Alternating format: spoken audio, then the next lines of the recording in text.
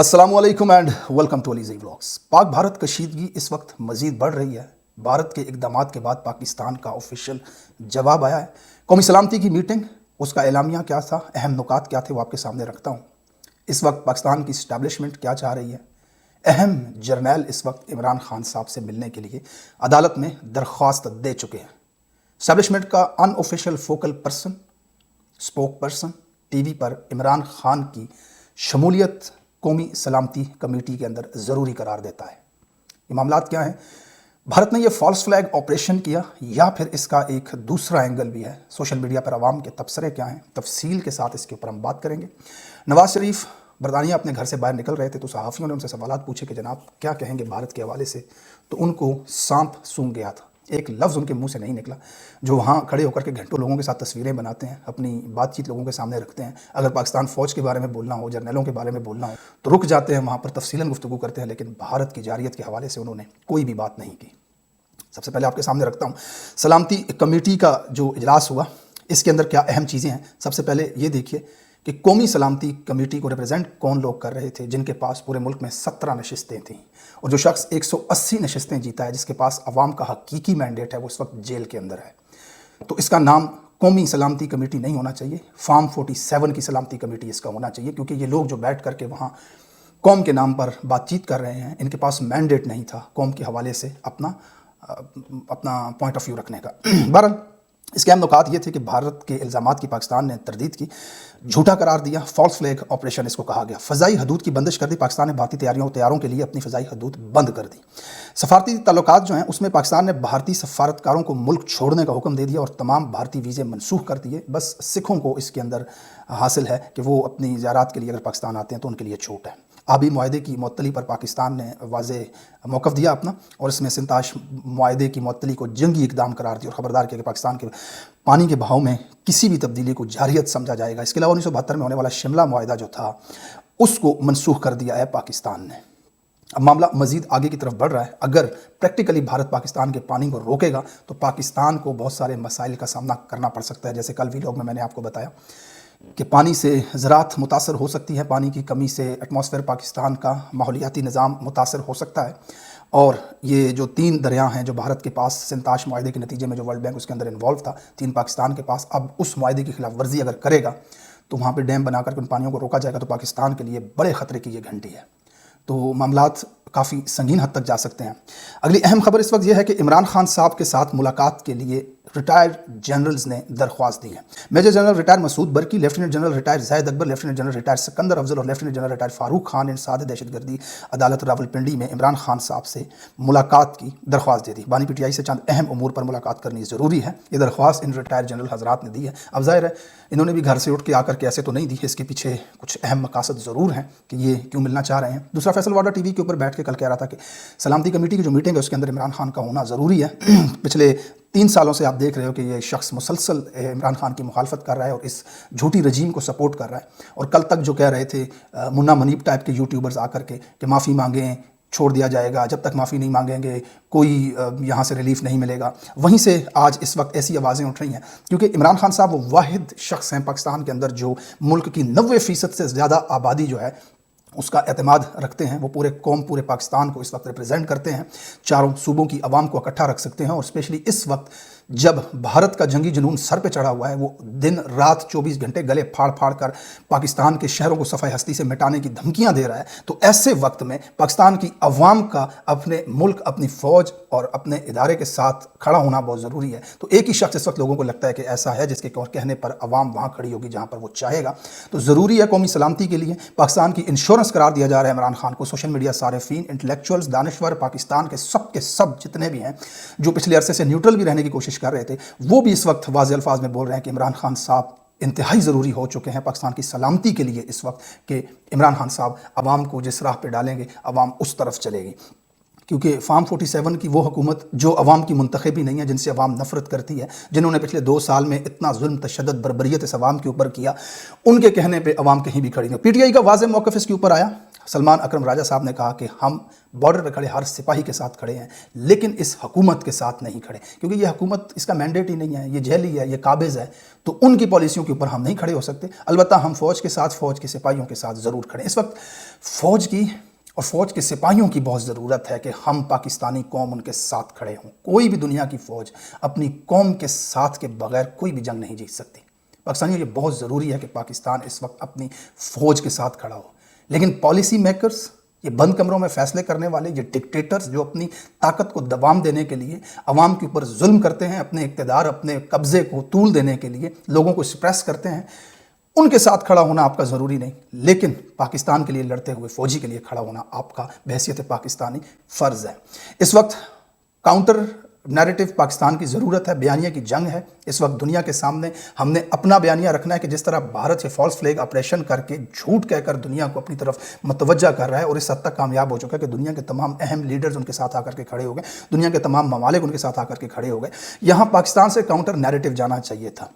उसमें बहैसियत कौम पाकिस्तानी अपनी शमूलियत इख्तियार करते हैं, हर आदमी इंडिविजुअली अपना पॉइंट ऑफ व्यू सामने रखता है और एक नैरेटिव बनता है कौम की तरफ से। अनफॉर्चुनेटली इस वक्त सिचुएशन ये हो चुकी है कि पाकिस्तानी अपने आप को इससे आउट समझ रहे हैं। पाकिस्तानियों का इंटरेस्ट इस बात में नहीं रहा कि भारत क्या कर रहा है, पाकिस्तान की ये अर्दली हुकूमत इसका क्या जवाब दे रही है। लोग हुकूमत को नहीं सपोर्ट कर रहे, लोग इस निज़ाम को नहीं सपोर्ट कर रहे।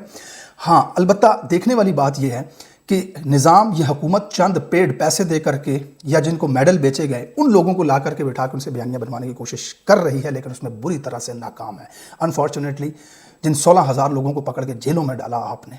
पिछले 2 सालों में लाखों अफराद, लाखों पाकिस्तानियों के ऊपर क्रैक डाउन करके उनके अकाउंट्स बंद करवाए, उनके घर वालों को अगवा करके, धमकियां दे के, डरा के, खौफ की फिजा जो आपने मुल्क के अंदर कायम की, जिसके नतीजे में वो लाखों वॉलंटियर्स जो 5th ए कहलाए जाते थे, जो 5th जनरेशन वॉर में आपके साथी थे, वो तमाम के तमाम लोग इस वक्त चाह कर भी आपको डिफेंड नहीं कर पा रहे, क्योंकि उनके अंदर वो जज्बात ही नहीं आ रहे कि वो आपके हक की कोई बात करें, क्योंकि पिछले 2 साल से आप उनको कूट रहे हैं, डरा रहे हैं, मार रहे हैं, धमका रहे हैं, जेलों में डाल रहे हैं।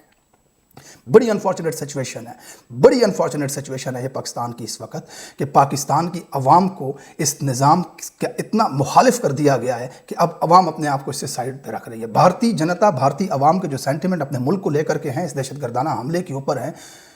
जिस तरह वो जहरियत दिखा रहे हैं, बदमाशी दिखा रहे हैं, पाकिस्तान को सफ़े हस्ती से मिटाने की बातें कर रहे हैं, उस तरह पाकिस्तान के अंदर उसका रिएक्शन नहीं आ रहा। कुछ लोग तो बहुत ही एक्सट्रीम पे जा रहे हैं, उनके तो कमेंट्स मैं तो यहाँ पढ़ के आपको नहीं सुना सकता कि वो तो मुकम्मल तौर पे इस जंग के अंदर न्यूट्रल भी नहीं, एक कदम और आगे चले गए कि अपनी ही मुखालफत करने लग गए। जाहिर सी बात है, कुछ लोगों के ऊपर इतने जुल्म हुए हैं कि वो इस वक्त बिल्कुल बागी हो चुके हैं। बहरहाल बहैसियत पाकिस्तानी हमने अपने मुल्क की हिफाजत करनी है, नज़रियाती और जोग्राफियाई दोनों सरहदों के ऊपर। मैं इसका मालिक हूँ, आप इसके मालिक हैं, ये आपका मुल्क है। ये नाजायज़ कब्ज़े वाले अर्दली वक्ती तौर पे इसके ऊपर बैठे हुए हैं, कल इन्होंने भाग के बरतानिया चला जाना है। ये इस मुल्क के मालिक नहीं है। इस मुल्क में अगर कोई जंग होती है, किसी मुआहदे को सबोटाज किया जाता है, पाकिस्तान का पानी बंद किया जाता है, सफारती महाज, डिप्लोमेटिक महाज के ऊपर, UN के ऊपर, US के ऊपर, किसी भी जगह पे पाकिस्तान को कोई भी नुकसान होता है तो वो नुकसान मेरा है, वो नुकसान आपका है, शहबाज शरीफ का नहीं है, एहसन इकबाल का नहीं है, राना सनाउल्लाह का नहीं है। ये सब के सब अर्दली 2 नंबर तरीके से पैसे लगा करके इक़्तिदार में बैठे हुए हैं और तब तक ये इक़्तिदार के मालिक हैं जब तक ये इस रजीम की सपोर्ट हासिल किए हुए बैठे, और इंशाअल्लाह ताला ये बड़ी जल्दी इससे दस्तबरदार हो जाएंगे और पाकिस्तानी अपना कब्जा इनसे वापस लेंगे। बहरहाल अहम चीज़ थी ये आपके साथ शामिल की रिटायर्ड जनरलों की इमरान खान साहब से मुलाकात की कोशिश। उसके बाद 2 बयान इस वक्त सोशल मीडिया पे चल रहे हैं कि ये फॉल्स फ्लैग ऑपरेशन था या ये क्या था। इसके ऊपर मैं सभी आज़मी का तजिया सुन रहा था, क्रेडिट उनको देना ज़रूरी है। उसमें उन्होंने एक बड़ी अहम बात की, उन्हें लगता है कि ये और काफ़ी लोग इस नैरेटिव के साथ खड़े हैं कि पाकिस्तान में हमेशा से ये होता रहा है कि ताकत की जंग में एक दूसरे को गिराने के लिए इस तरह की चीज़ें की जाती हैं। नंबर 1 और नंबर 2 की एक जंग है। मैं उन्हीं अल्फाज में आपके सामने ये तजिया रखूँगा। किसी हद तक मुझे ये कन्विंसिंग भी लगता है कि नंबर 1 को हटाकर नंबर 2 जो है वो नंबर 1 की जगह आना चाहता है, तो फिर वो इस तरह की टाइमिंग देख करके उसको गिराने के लिए इस तरह की चीज़ें करते हैं। जैसे JD Vance US का जो वाइस प्रेसिडेंट है इस वक्त भारत के अंदर मौजूद है, उसके सामने ये हरकतें होना, ये चीज़ें होना, फिर इतना बड़ा रिएक्शन आवाम को और मीडिया का भारत के अंदर आना, और फिर JD Vance जब वापस आएगा तो जो विल्सन का जो बिल है पाकिस्तान डेमोक्रेटिक एक्ट के नाम से उसने जो जमा करवाया हुआ है वहाँ पे अपने कांग्रेसमैन सेनेट के अंदर, उस बिल के हवाले से, जिस बिल के अंदर ये चीज़ें मौजूद हैं कि पाबंदियाँ लगाई जाएँ पाकिस्तान की अहम शख्सियात जनरल्स के ऊपर, आसिम मुनीर के ऊपर, तो क्या JD Vance उसको सपोर्ट करेगा जा करके? کیا ٹرمپ کی ایڈمنسٹریشن ڈائریکٹلی انوالو ہو جائے گی اس کے اندر؟ بھارتیوں کا بہت انفلوئنس ہے امریکہ کے اندر، بھارت کے بہت اہم لوگ، بھارتی نژاد جو لوگ ہیں وہ امریکہ کے اندر اہم پوزیشنز کے اندر ہیں۔ آپ دیکھ لیں کہ کیش پٹیل جو ہیں وہ FBI کے ڈائریکٹر ہیں، یہ جو JD وینس گیا ہوا ہے بھارت، اس کی بیوی بھارتی ہے، تو بھارت کا یہاں پہ بہت بڑا انفلوئنس ہے۔ اور اس وقت میں جب پورا ملک 140 کروڑ لوگوں کا ملک، ایک بڑی اکانومی، گروئنگ اکانومی جو امریکہ کے ساتھ بہت اچھے تعلقات رکھتی ہے، وہ اگر اس چیز کو پش کرتے ہیں اور اس چیز کو ریلیٹ کرتے ہیں، جو ریسنٹلی ہمارے ہاں ایک تقریر ہوئی، بڑی وائرل ہوئی، اور اس کے اندر ذکر کیا گیا کشمیر ہماری شاہراہ ہے، اور وہاں ٹو نیشن تھیوری کے اوپر بات کی، اور اس حملے کے ساتھ جیسے اس کو ریلیٹ کیا جاتا ہے تو چیزیں اس طرف جاتی بھی نظر آتی ہیں کہ شاید اس کے اندر کوئی ایسی گیم بھی ہو کہ جناب بڑے صاحب اور چھوٹے صاحب کی یہ جنگ۔ بہرحال اس کا دوسرا جو کلیئر منظر جو نظر آتا ہے اور مور کنونسنگ فار می جو مجھے لگتا ہے اس وقت، کہ دیکھیں کسی بھی ملک کے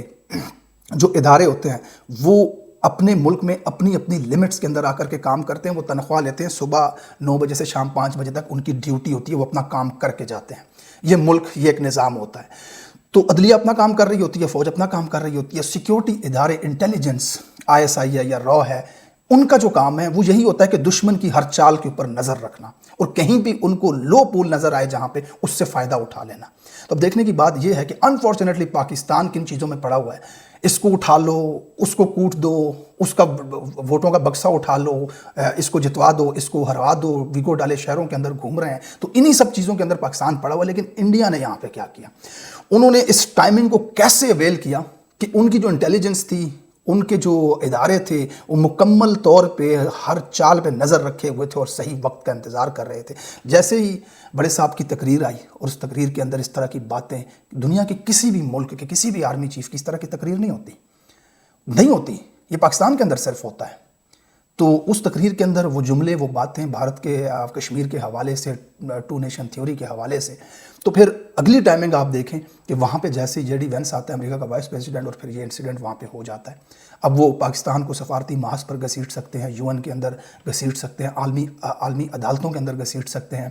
امریکہ کے اندر اپنی لابنگ کو مزید مضبوط کر سکتے ہیں کہ ریلیٹ کر کے ان چیزوں کو کہ یہ دیکھیں سر، وہاں تو سوچ ہی یہ ہے، آرمی کے جو سپہ سالار ہیں ان کی یہ سوچ ہے، اور اس کے کچھ دنوں بعد یہ چیزیں ہو جاتی ہیں۔ تو بھارت نے جو ٹائمنگ اس کے لیے کی، کیونکہ اس کے جو ایویڈنس ہیں وہ اس طرح کے ہیں کہ ان کے اوپر کوئی بھی یقین نہیں کر سکتا کہ حملہ ہونے کے 5 منٹ بعد پاکستان کے اوپر الزام لگ کیسے سکتا ہے، ہاؤ از اٹ پاسبل کہ آپ چیخ کر پاکستان کے الزام، اور ایک ایسی جگہ جہاں پہ 7 لاکھ آرمی آپ کی ڈپلوائے ہے، ایک ایسا ٹورسٹ اسپاٹ ہے جس کے اوپر غیر ملکی بھی آ کر کے موجود، تو وہاں پہ سیکیورٹی نہیں، جنگل سے 4 بندے آتے ہیں آ کر کے وہاں پہ وہ یہ سب کر جاتے ہیں۔ تو یہ گیم ساری کلیئر نظر آتی ہے لوگوں کو، یار یہ فالس فلیگ آپریشن ہے، یہ بھارت نے اپنی مرضی سے کیا۔ لیکن دیکھیں یہاں پہ سمجھنے والی بات یہ ہے کہ اس سے وہ پاکستان کو کتنا بڑا نقصان پہنچا سکتے ہیں۔ انفارچونیٹلی پاکستان کے جو ادارے یا پاکستان کے جو ذمہ داران ہیں وہ میرے پیچھے پڑے ہوئے ہیں، آپ کے پیچھے پڑے ہوئے ہیں، عمران خان کے اوپر 200 کیس کر رہے ہیں، صبح اٹھ کے ان کی ڈیوٹی یہ ہوتی ہے، بندہ پکڑو جو آ کے تھانے میں FIR درج کروائے، صبح اٹھ کے آ کے ان کی ڈیوٹی یہ ہوتی ہے کہ جج بدلواؤ، جج کو یہ خط دو، جا کے جج کے گھر میں کیمرہ لگاؤ، اس کی ویڈیو بنا دو۔ تو ان کاموں میں تو پھر ظاہر سی بات ہے انڈیا نے ریسنٹلی آپ کے سامنے ایکٹیویٹیز کی، پاکستان کے اندر شہروں کے اندر آ کے اپنے ٹارگٹس کو وہ مارتے رہے ہیں۔ جیلم کے اندر یہ سارا واقعہ ہوا پچھلے دنوں، حافظ سعید کے حوالے سے جو باتیں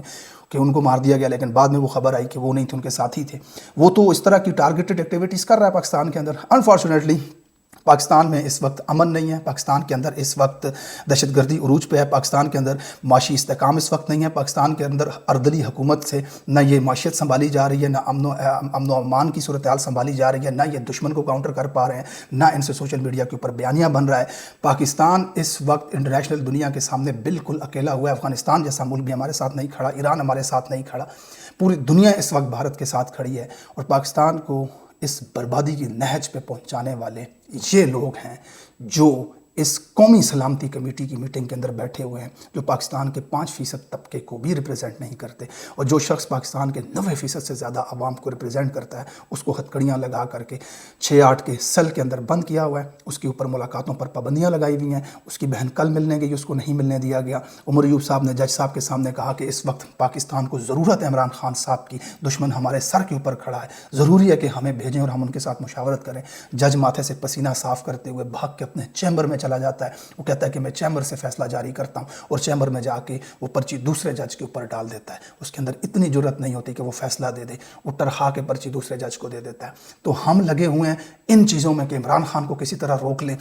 तहरीक इंसाफ की जो 90% आबादी है उसको हम किसी तरह से दबा लें, उनको हम किसी तरह से सप्रेस कर लें, इन चोरों, डाकुओं, मुजरमों, इन जाहिलों, मुल्क दुश्मनों और गद्दारों को किसी तरह से हम हीरो बना करके लोगों को दिखा सके कि देखो ये हीरो है। मरियम नवाज़ आए दिन 6 कैमरामैन लेकर के सड़कों पे घूम रही होती है। आज 4 दिन गुजर चुके, भारत जंग की धमकियाँ दे रहा है, उसने पानी पाकिस्तान का बंद कर दिया है, उसके ट्वीट से कोई ट्विटर अकाउंट से ट्वीट नहीं आ रहा, उसके कैमरामैन गायब हैं, उसके माइक वाले गायब हैं, शहबाज शरीफ का कोई बयान इस वक्त नज़र नहीं आ रहा। नवाज शरीफ के मुंह में लोग माइक तो उनके कहते हैं कि बात करो, भारत धमकियाँ दे रहा है, वो खामोशी से मुंह पे छिकली चाड़ के गाड़ी में घुस जाता है। सिक्योरिटी